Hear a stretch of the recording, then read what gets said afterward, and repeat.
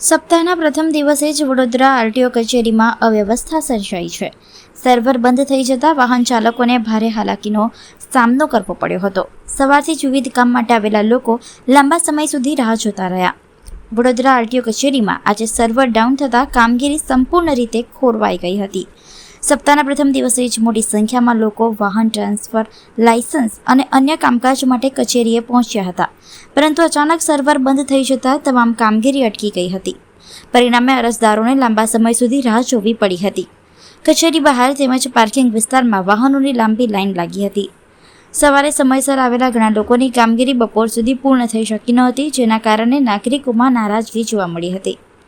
આ દરમિયાન આરટીઓના કર્મચારીઓ દ્વારા ટેકનિકલ ખામી દૂર કરવાની કામગીરી હાથ ધરવામાં આવી હતી. થોડા સમય બાદ સર્વર શરૂ થતાં કામકાજ ધીમે ધીમે ફરી શરૂ થયું હતું, પરંતુ ત્યાં સુધીમાં ભારે ભીડ અને અવ્યવસ્થા સર્જાઈ ગઈ હતી. નાગરિકોએ માંગ કરી હતી કે આવી ટેકનિકલ સમસ્યાઓને ઝડપી રીતે દૂર કરવા માટે યોગ્ય વ્યવસ્થા કરવામાં આવે.